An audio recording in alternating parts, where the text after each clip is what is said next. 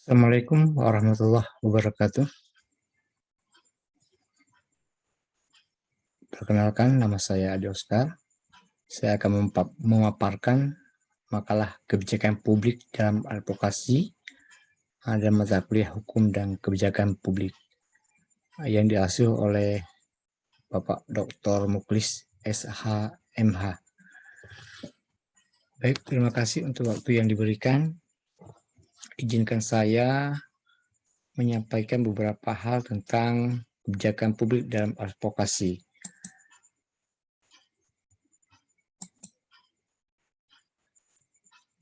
Pada pendahuluan, yaitu latar belakang, sebagaimana yang kita ketahui bersama adalah berbagai peristiwa yang terjadi di negara Indonesia itu, disadari atau tidak, seringkali merupakan dampak dari terbitnya berbagai keputusan pemerintah yang merupakan implementasi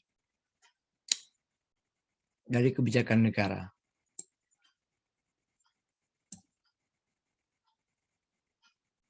Seperti peristiwa pembakaran hutan secara besar-besaran yang terjadi di seluruh Indonesia, sengketa agraria mengenai hak-hak ulayat yang kerap terjadi di tanah air.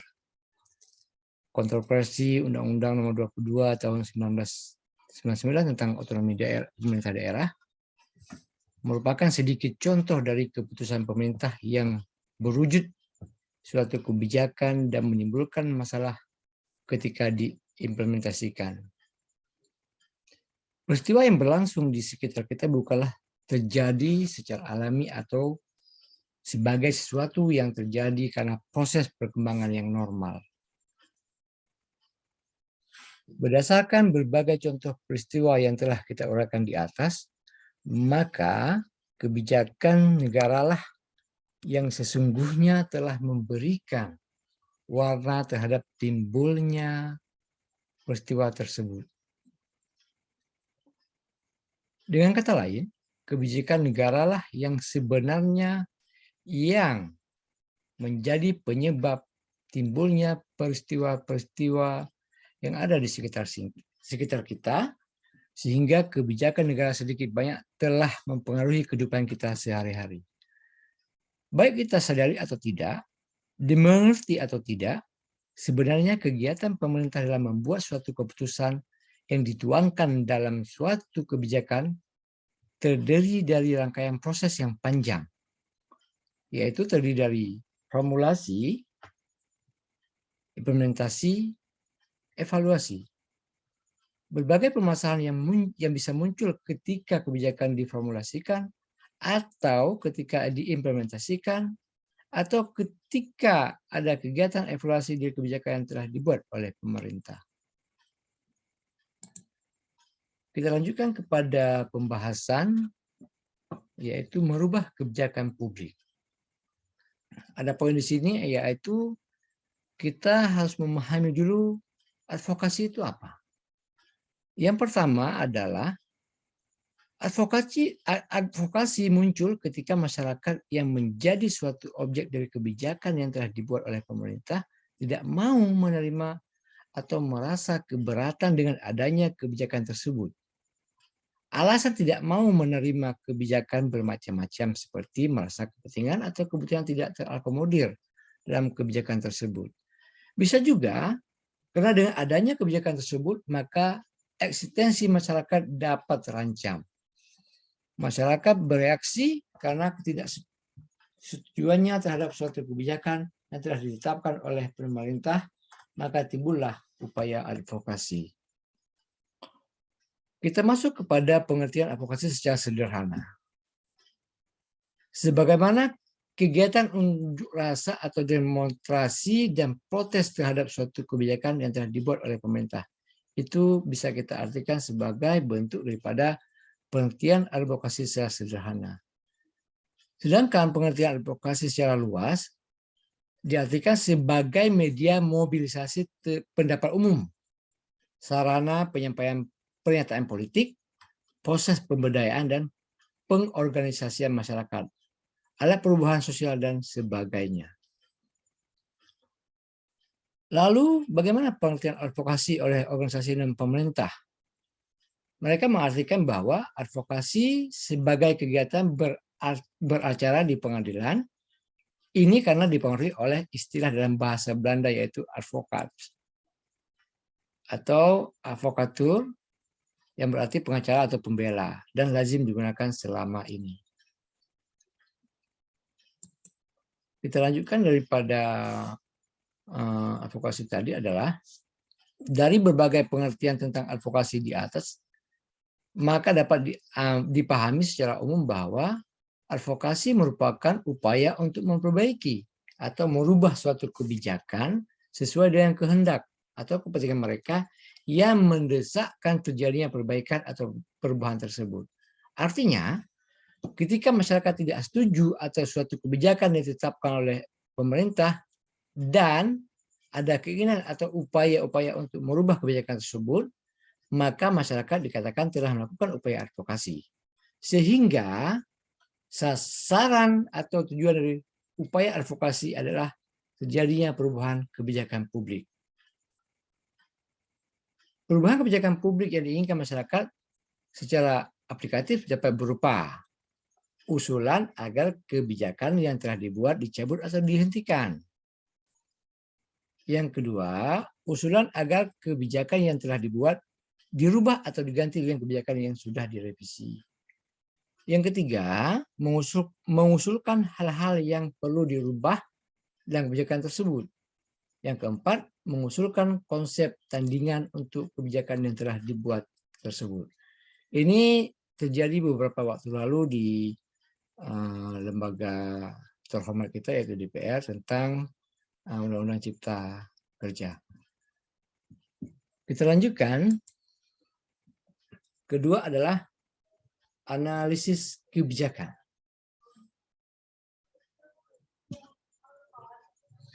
Dalam konteks pembahasan upaya advokasi, maka kebijakan publik diartikan sebagai suatu sistem perubahan, pelaksanaan, dan pengendalian. Keputusan-keputusan yang menyangkut kepentingan masyarakat luas, rangkaian sistem tersebut dibuat oleh pemerintah dan sejatinya sesuai dengan kebutuhan atau kepentingan masyarakat luas. Karena kembali diingatkan bahwa objek dari kebijakan publik sebenarnya adalah masyarakat luas. Memperhatikan pengertian dan tujuan daripada upaya advokasi, maka yang menjadi kekuatan upaya ini adalah kerangka analisis dari suatu kebijakan publik. Hal ini dipahami bahwa sebelum mengusulkan perubahan atau pencabutan atas kebijakan yang telah ditetapkan oleh pemerintah, maka kebijakan tersebut harus dianalisis terlebih dahulu. Salah satu kerangka analisis yang berguna untuk melihat suatu kebijakan publik adalah dengan melihat kebijakan tersebut sebagai suatu sistem hukum atau sistem of law yang terdiri dari konteks of law. Apa itu konteks of law? Yaitu isi hukum itu sendiri, yaitu uraian atau penjabaran tertulis dari suatu kebijakan yang tertuang dalam bentuk perundang-undangan, peraturan-peraturan, dan keputusan-keputusan pemerintah. Ada juga kebijakan yang lebih merupakan kesepakatan umum atau konvensi tidak tertulis. Tetapi dalam hal ini kita lebih menitik beratkan perhatian pada naskah atau teks hukum tertulis atau aspek tekstual dari sistem hukum yang berlaku. Yang kedua, sistem hukum itu adalah struktur of law, tata laksana hukum, yaitu semua perangkat kelembagaan dan pelaksanaan dari isi hukum yang berlaku. Dalam pengertian ini tercakup lembaga-lembaga hukum, seperti pengadilan, penjara, birokrasi pemerintah, parpol, dan sebagainya. Serta para aparat pelaksananya, hakim, jaksa, pengacara, polisi, tentara, pejabat pemerintah, anggota parlemen, dan lain-lain. Lalu apa itu sistem hukum lagi? Yaitu culture of law, budaya hukum. Yaitu persepsi, pemahaman, sikap penerimaan, praktek-praktek pelaksanaan, penafsiran terhadap dua aspek sistem hukum di atas isi dan tata laksana hukum. Dalam pertanyaan ini juga tercakup bentuk-bentuk tanggapan atau reaksi atau respon masyarakat luas terhadap pelaksanaan ini, isi dan tata laksana hukum tersebut. Karena itu, hal ini merupakan aspek konstekstual dari sistem hukum yang berlaku. Kita lanjutkan kepada pembahasan ini adalah sebagai suatu kesatuan sistem, ketiga aspek hukum tersebut saling berkaitan antara satu sama lain dan tidak bisa berdiri sendiri. Oleh karena itu, dikatakan bahwa idealnya suatu kegiatan atau program advokasi harus juga mencakupi sasaran perubahan ketiganya. Mengapa dikatakan demikian? Karena dalam kenyataannya, perubahan yang terjadi pada salah satu aspek saja tidak dengan serta-merta membawa perubahan pada aspek lainnya. Perubahan suatu naskah undang-undang atau peraturan pemerintah tidak dengan sendirinya merubah mekanisme kerja lembaga atau aparat pelaksananya. Banyak contoh selama ini dengan jelas menunjukkan bahwa naskah undang-undang atau peraturan pemerintah yang betapapun baiknya secara normatif, apabila tidak didukung oleh kesiapan perangkat kelembagaan atau aparat pelaksana yang memadai, maka pada akhirnya hanya akan tersisa sebagai retorika murni belaka. Begitu juga dengan budaya hukum. Suatu naskah hukum katakanlah sudah ada dan memenuhi semua tuntutan normatif yang diperlukan. Tersedia juga perangkat kelembagaan dan aparat pelaksana yang handal dan terpercaya. Tetapi sikap dan perilaku masyarakat kadangkala justru tidak mendukung isi maupun tata laksana hukum tersebut. Akibatnya, maka peraturan dalam bentuk suatu kebijakan tersebut akan menjadi sia-sia belaka. Sebabnya juga demikian, tata laksana hukum yang merubah tidak secara otomatis merubah isi hukum yang berlaku. Itulah sebabnya, maka timbul pendapat bahwa undang-undang atau peraturan sudah bagus, namun oknum-oknum pelaksananya yang tidak becus menegaskan undang-undang tersebut sama halnya dengan nol. Budaya hukum yang merubah secara otomatis berubah tata laksana maupun isi hukum yang sudah ada. Dalam banyak kasus para aparat pelaksana hukum yang mencoba melakukan amanat hukum berdasarkan kata hati nurani dan rasa keadilan hukum, dalam istilah baku ilmu hukum tersebut sebagai pragmatic head, melakukan suatu execution atau pengusiran hukum, meskipun terpaksa harus menentang isi atau naskah hukum yang berlaku. Justru sering atau bahkan selalu akhirnya berhadapan dengan kekakuan naskah hukum dan kepentingan politik kekuasaan di baliknya.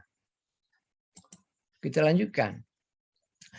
Dari uraian di atas memperlihatkan bahwa sasaran perubahan terhadap suatu kebijakan publik seharusnya mencakup ketiga aspek hukum atau kebijakan tersebut.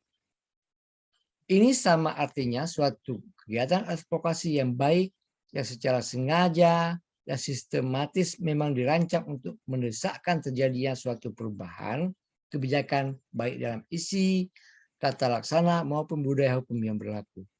Namun perubahan bisa saja terjadi tidak sekaligus pada ketiga aspek hukum tersebut. Bisa juga perubahan terjadi secara bertahap mulai dari salah satu aspek hukum tersebut yang dianggap bisa sebagai titik tolak paling krusial, kemudian berlanjut ke aspek-aspek hukum selanjutnya. Intinya bahwa perubahan yang terjadi secara bertahap dan menyeluruh. Analisis terhadap suatu kebijakan publik dengan perspektif tiga aspek hukum tersebut tidak bisa dilakukan dengan cara yang sama. Upaya advokasi yang dilakukan harus berbeda pendekatannya dalam mengkaji tiga aspek hukum. Karena ketiganya terbentuk dari proses yang khas.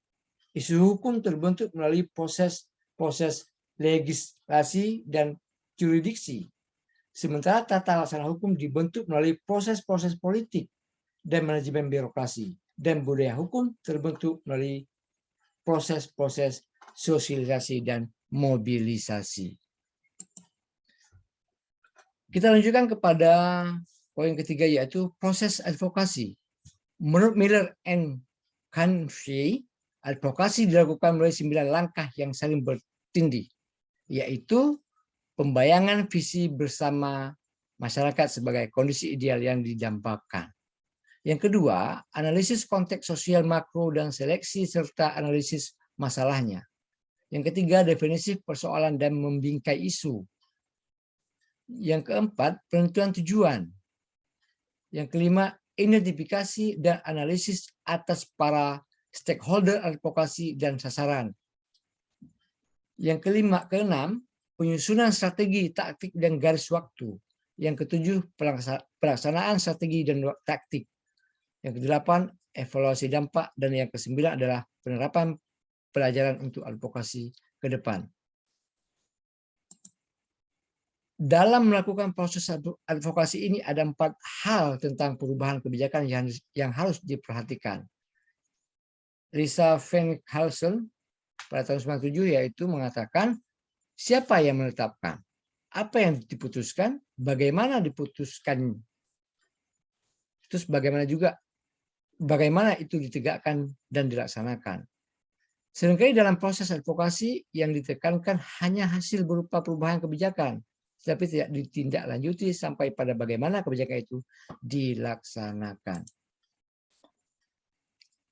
Kita lanjutkan kepada pembahasan tentang proses legislasi dan yurisdiksi yang sebelumnya kita sudah uraikan. Proses ini terdiri dari proses penyusunan atau suatu rancangan undang-undang atau peraturan, atau sering kita sebut dalam hukum itu legal drafting, sesuai dengan konstitusi dan sistem ketatanegaraan yang berlaku di suatu negara. Mulai dari pengajuan gagasan atau usul atau tuntutan perlunya penyusunan undang-undang atau peraturan baru.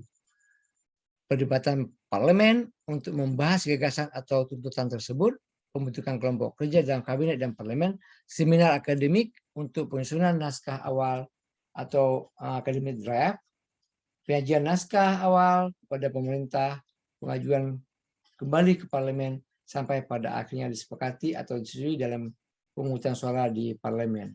Dalam kasus proses legislasi dan yurisdiksi ini, contohnya itu adalah rancangan undang-undang KUHP yang 2019 sudah dirancang, kemungkinan pada tahun 2022 ini bulan 7 akan disahkan oleh DPR. Di situ tertera beberapa poin yang memang agak menggelikan bagi kita semua. Pengertian proses legislasi dapat juga berarti yaitu satu, prakarsa pengajuan rancangan undang-undang atau counter draft legislational. Yang kedua, judicial review atau pengujian substansi atau peninjauan undang-undang. Yang ketiga adalah jurisprudence, keputusan Mahkamah Peradilan yang memiliki kekuatan hukum sebagai presiden bagi keputusan-keputusan hukum berikutnya. Jurisprudensi termasuk dalam proses legislasi karena pada dasarnya jurisprudensi juga membentuk isi hukum. Oleh karena itu proses litigasi masuk dalam pengertian ini juga. Kita lanjutkan kepada proses politik dan birokrasi. Proses ini meliputi semua tahap formasi dan konsolidasi organisasi pemerintah sebagai perangkai kelembagaan dan pelaksana kebijakan publik. Baik terpenting dan paling menentukan dalam keseluruhan proses ini adalah seleksi, rekrutmen, dan induksi para aparat pelaksana pada semua tingkat birokrasi yang terbentuk. Oleh karena itu, seluruh tahapan terbentuk sangat diwarnai oleh proses-proses politik dan manajemen hubungan kepentingan-kepentingan di antara berbagai kelompok yang terlibat di dalamnya, mulai dari lobby, mediasi, negosiasi, tawar-menawar, kolaborasi, bahkan sampai pada praktek-praktek intrik, sindikasi, dan konspirasi dan manipulasi. Ini adalah proses-proses yang terjadi dinamika di dalam politik birokrasi tentang mengesahkan suatu perundang-undangan. Kita lanjutkan kepada proses sosialisasi dan mobilisasi. Proses ini meliputi semua bentuk kegiatan pembentukan kesadaran dan pendapat umum, serta tekanan massa terorganisir. Kegiatan ini pada akhirnya akan terbentuk suatu pola perilaku tertentu dalam mensikapi suatu masalah bersama. Karena itulah dikatakan bahwa proses-proses ini terwujud dalam berbagai bentuk tekanan politik atau political pressure. Mulai dari penggalangan pendapat dan dukungan, bisa berupa kampanye, debat umum, rangkaian diskusi, dan seminar atau pelatihan. Pengorganisasian, pembentukan basis-basis massa dan konstituen, pendidikan politik kader sampai ke tingkat pengerahan kekuatan, unjuk rasa, mogok-mogok, blokade, boikot, dan sebagainya macamnya. Ini adalah model-model sosialisasi politik di saat menjelang pileg atau pilpres ini akan sering terjadi di negara kita. Oke, kita lanjutkan kepada poin keempat, yaitu bagaimana itu strategi advokasi.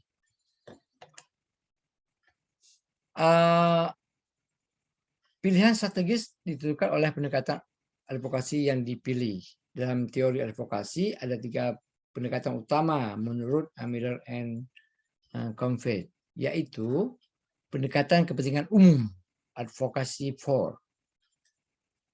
Untuk melakukan pendekatan ini, NGO cenderung menggunakan kaum profesional dan pelobi ahli untuk melakukan advokasi, karena mereka menganggap bahwa sistem politiknya terbuka dan adil, sehingga semua orang bisa mempengaruhi kebijakan publik. Orang-orang miskin dan kelompok marginal hanya tidak memiliki kesempatan untuk ini, sehingga para profesional bisa melakukan untuk mereka. Yang kedua, pendekatan tindakan keluarga negara. Advokasi with. Pendekatan ini beranggapan bahwa sistem pengambilan keputusan politik tidak adil dan kekuasaan yang ada di dalamnya tidak seimbang, sehingga diperlukan tindakan warga negara bersama NGO untuk mendesak kepentingannya dalam penentuan kebijakan publik.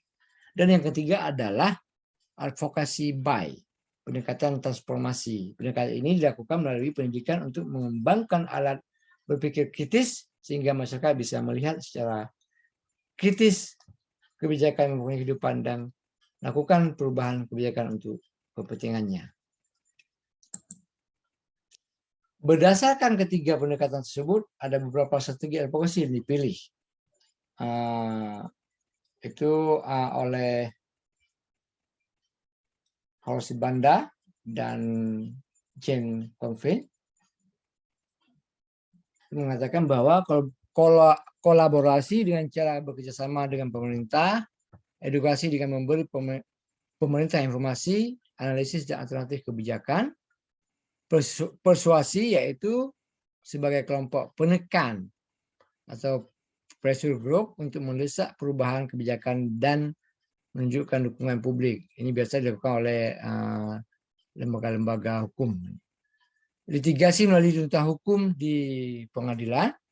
Ini banyak dilakukan oleh lawyer atau advokat. Konfrontasi yaitu memprotes kebijakan pemerintah dengan berbagai cara seperti demonstrasi, menghancurkan harta dan lain. Kombinasi dari berbagai strategi mungkin dilakukan karena akan disesuaikan dengan konteks politik di mana advokasi dilakukan. Poin yang kelima, hasil daripada advokasi adalah banyak orang yang mengidentikan advokasi dengan advokasi kebijakan atau polisi advokasi. Sehingga target utama yang akan dicapai adalah perubahan kebijakan. Padahal advokasi dilakukan tidak hanya untuk merubah kebijakan publik, tetapi juga untuk perubahan praktik, perilaku, dan program publik. Hal ini disesuaikan dengan tujuan dan kebutuhan kelompok masyarakat yang akan melakukan advokasi. Dengan kata lain, target advokasinya juga disesuaikan dengan tujuan dan kebutuhan masyarakat. Sekalipun pada keragaman target, ada tujuan advokasi untuk melihat dampak dari proses advokasi bisa dilihat pada 3 aspek. Itu menurut Valerie Miller. Yang pertama adalah kesuksesan di tingkat kebijakan bisa dilihat pada perubahan kebijakan, program dan perilaku yang mengarah pada pencapaian tujuan advokasi. Yang kedua, di tingkat masyarakat madani, kesuksesan diukur dengan fakta bahwa organisasi rakyat yang melakukan advokasi semakin memiliki daya tawar yang kuat terhadap aktor lainnya. Yang ketiga, pada tingkat demokrasi, advokasi harus mampu memperluas ruang demokrasi, partisipasi, dan legitimasi politik masyarakat sipil. Ketiga perubahan inilah yang dijadikan ukuran untuk melihat keberhasilan proses advokasi. Kita masuk kepada pembahasan. Yang kedua, yaitu kaedah asas advokasi. Dalam bahasa Indonesia, lawyer diterjemahkan menjadi pengacara, kadang disebut juga advokat, adjuster, pembela, penasihat hukum, prokol. Dari banyak istilah tersebut yang paling sering didengar adalah advokat, pembela, pengacara, dan penasihat hukum. Khusus di Indonesia sendiri, lawyer pada awalnya disebut penasihat hukum. Istilah ini mengacu pada beberapa undang-undang yang berlaku seperti KUHP, Undang-Undang Mahkamah Agung, dan Undang-Undang Peradilan Umum. Namun lambat laun, sebutan tersebut mulai bergeser sehingga yang sering digunakan adalah advokat, seiring dengan dikeluarkannya Undang-Undang Advokat Nomor 18 Tahun 2003. Profesi advokat adalah instrumen badan peradilan untuk menegakkan hukum dan kebenaran dalam negara hukum. Selain daripada itu, advokat juga berperan di luar pengadilan. Kebutuhan jasa hukum advokat pada saat sekarang semakin meningkat. Sejalan dengan berkembangnya kebutuhan hukum masyarakat, terutama dalam memasuki kehidupan dalam pergaulan antar bangsa. Melalui pemberian jasa konsultasi, negosiasi maupun dalam pembuatan kontrak-kontrak dagang, profesi advokat ikut memberi sumbangan berarti bagi pemberdayaan masyarakat serta pembaruan hukum nasional, khususnya di bidang ekonomi dan perdagangan, termasuk dalam penyelesaian sengketa di luar pengadilan. Ini disebut dengan mediator. Sedangkan menurut Undang-Undang Advokat Nomor 18 Tahun 2003, advokat diartikan sebagai orang yang berprofesi memberi jasa hukum, baik di dalam maupun di luar pengadilan, yang memenuhi persyaratan berdasarkan ketentuan undang-undang ini. Di mana jasa hukum itu sendiri adalah jasa yang diberikan advokat berupa memberikan konsultasi hukum, bantuan hukum, menjalankan kuasa, mewakili, mendampingi, membela, dan melakukan tindakan hukum lainnya untuk kepentingan hukum klien atau orang, badan hukum atau lembaga lain yang menerima jasa hukum dari advokat.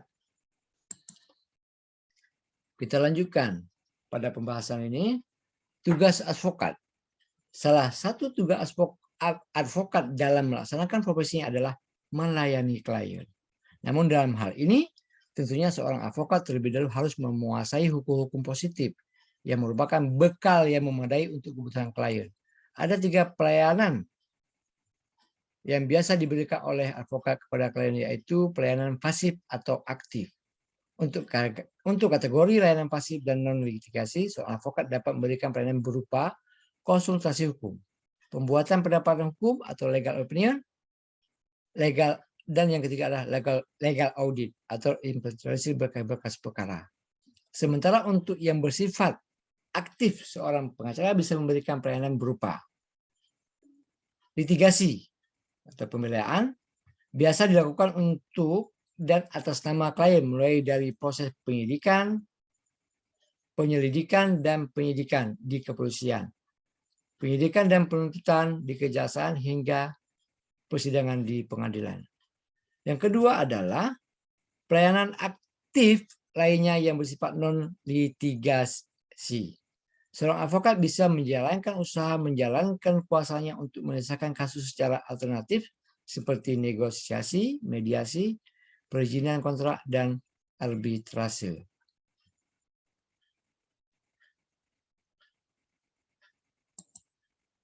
Kita lanjutkan, yaitu kewajiban advokat.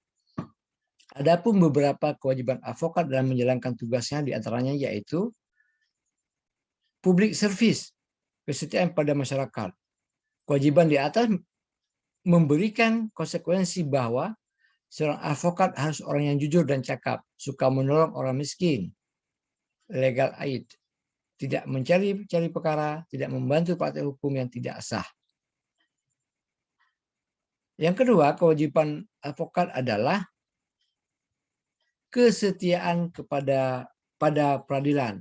Advokat harus menghormati pejabat peradilan seperti polisi, jaksa, hakim, dan badan peradilan itu sendiri. Tidak menyuap, tidak mempengaruhi officer of court, termasuk tidak banyak bicara pada press untuk menghindari trial by the press. Lalu sekarang banyak advokat yang selalu setiap ada masalah mereka langsung melakukan konferensi pers. Itu adalah bukan daripada suatu kewajiban daripada advokat. Itu cuma bapak-bapak yang bisa menerjemahkan hal itu. Yang ketiga adalah kesetiaan pada klien. Adalah orang yang mencari penilaian hukum bukan hanya minta tolong pada advokat, oleh karena itu advokat harus melindungi termasuk kehormatan daripada klien. Yang keempat adalah kesetiaan sesama rekan sejawat. Kewajiban untuk saling menghargai, menjaga kehormatan dengan cara menjaga kualitas profesi baik moral maupun teknis berperkara. Dan kesemua ini kami rasa semua advokat sudah paham dalam menjalankan kewajibannya, dan rata-rata semua advokat di Indonesia itu sudah profesional dalam menerima suatu perkara. Kita lanjutkan kepada hubungan advokat dengan klien. Adapun hubungan advokat dengan klien dalam penanganan kasusnya diantaranya yaitu advokat dalam berperkara perdata harus mengutamakan penyelesaian secara jalan damai. Dan ini sesuai dengan perma itu peraturan Mahkamah Agung, memang sudah dianjurkan untuk dilakukan upaya damai baik di pengadilan maupun di luar pengadilan. Selanjutnya, advokat tidak dibenarkan memberikan keterangan yang dapat menyesatkan klien mengenai perkara yang sedang diurusnya. Artinya, advokat ini harus betul-betul menyampaikan kepada kliennya tentang aturan-aturan yang dibenarkan secara undang-undang dalam suatu perkara. Selanjutnya, kita advokat tidak dibenarkan menjamin kepada kliennya bahwa perkara yang ditangani akan menang. Ini adalah etika daripada seorang advokat bahwa tidak boleh sekalipun, walaupun itu menang, tidak boleh menyampaikan bahwa itu menang, karena itu adalah melanggar daripada kode etik daripada pengacara itu sendiri. Selanjutnya, dalam menentukan besarnya honorium, advokat wajib mempertimbangkan kemampuan klien. Dalam hal ini, kebijakan terkait honorarium itu ada di advokat itu masing-masing. Advokat tidak dibenarkan membebani klien dengan biaya-biaya yang tidak perlu. Artinya, dalam hal konsultasi hukum yang diberikan oleh advokat kepada kliennya, dia akan menyampaikan apa-apa saja yang perlu dipersiapkan, berapa biaya yang harus dikeluarkan, itu sudah dibicarakan sebelumnya. Agar tidak terjadi konflik di kemudian hari antara klien dengan advokat itu sendiri. Selanjutnya adalah advokat dalam mengurus perkara cuma-cuma harus memberikan perhatian yang sama seperti terhadap perkara untuk mana yang dia menerima uang. Artinya ketika dia menerima atau mengambil perkara-perkara yang pro deo, pelayanannya kepada masyarakat harus sesuai dengan seperti yang mereka menerima honorium yang besar.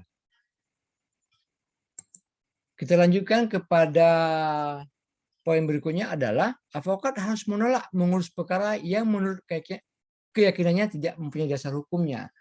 Contoh saat klien datang menghadap seorang pengacara mengatakan bahwa dia memiliki suatu permasalahan begini cuma tidak berdasarkan hukum. Jadi itu seorang advokat wajib menolak karena tidak sesuai dengan kaedah-kaedah hukum yang ada di Indonesia. Selanjutnya, advokat wajib memegang rahasia jabatan tentang hal-hal yang diberitahu klien secara kepercayaan dan wajib tetap menjaga rahasia itu. Setelah berakhirnya hubungan antara advokat dan klien itu, baik semasa advokat ini menangani perkara tersebut ataupun setelah menangani perkara tersebut, maka seorang advokat wajib menjaga rahasia yang diberi informasi oleh kliennya kepada publik. Selanjutnya, advokat tidak dibenarkan melepas tugas yang dibebankan kepadanya pada saat-saat yang tidak menguntungkan posisi klien, atau pada saat itu akan menimbulkan kerugian yang tidak dapat diperbaiki lagi bagi klien yang bersangkutan dengan tidak mengurangi ketentuan sebagai dimaksud dalam pasal 3 huruf A.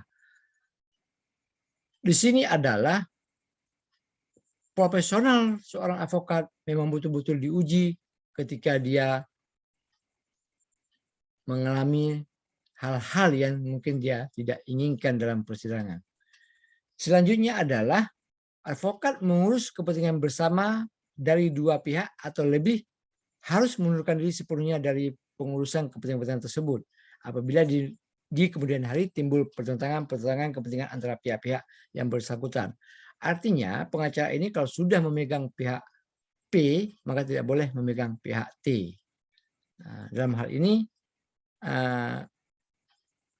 kode etik advokat memang harus dijaga betul. Selanjutnya adalah advokat itu mendapatkan hak retensi dari klien. Dan hak retensi ini diakui supaya tidak akan menimbulkan kerugian kepentingan klien. Oke. Dalam hal beracara, dalam hal profesi advokat ini, tentu tidak semua orang itu memiliki suatu kelebihan dan banyak juga pengacara memiliki kekurangan. Karena pengacara juga seorang manusia. Jadi saya rasa kalau memang ada sesuatu yang memang kurang berkenan terhadap suatu profesi pengacara, itu bisa dibicarakan pelan-pelan antara klien dengan advokatnya agar tidak menimbulkan kerugian kedua belah pihak. Kita ambil kesimpulan pada penutup ini adalah yang pertama, poin yang saya kutip, maraknya pertentangan atau penolakan suatu kebijakan publik yang telah diputuskan oleh pemerintah adalah sebagai akibat tidak adanya keseimbangan baik dalam formulasi maupun implementasinya. Keseimbangan yang dimaksud adalah kebijakan publik tersebut tidak dapat mengakomodasi apa yang menjadi kepentingan pemerintah dan juga tidak dapat mengakomodasi apa yang menjadi kebutuhan atau kepentingan masyarakat.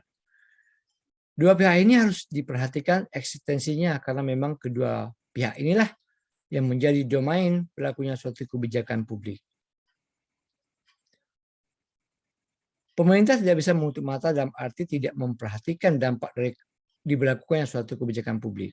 Demikian juga dengan masyarakat, tidak bisa terlalu memaksakan apa yang menjadi keinginan atau kebutuhannya.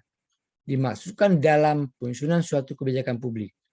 Untuk mencapai kondisi ideal ini, sehingga untuk mencapai kondisi ideal inilah sehingga muncul apa yang dinamakan upaya advokasi. Upaya advokasi dilakukan dalam rangka menjadikan gap tersebut setidaknya mengurangi, karena memang untuk mencapai kondisi ideal seperti posisi lingkaran hijau sangat sulit. Ini disebabkan banyaknya persinggungan kepentingan. Sasaran akhir dari upaya advokasi adalah merubah suatu kebijakan publik yang tidak berpihak kepada masyarakat dengan mengajukan beberapa alternatif perubahan. Substansi perubahan atas suatu kebijakan publik tersebut bersifat fleksibel. Artinya, Upaya advokasi mengusulkan perubahan suatu kebijakan bisa dalam bentuk usulan agar kebijakan publik yang dibuat dapat dirubah atau direvisi. Bisa juga dalam bentuk usulan agar kebijakan publik tersebut diganti dengan rumusan yang baru. Atau bisa juga usulan yang diajukan berupa pembuatan konsep tandingan dari suatu konsep kebijakan publik yang berasal dari pemerintah. Demikian yang dapat kami sampaikan tentang kebijakan publik ini dalam hal advokasi. Mohon maaf di mana ada kekurangan. Saya ucapkan terima kasih kepada Dr. Muklis dan teman-teman yang lain atas pencerahannya. Kami ucapkan terima kasih. Saya akhiri wabillahi taufiq wal hidayah. Wassalamualaikum warahmatullahi wabarakatuh.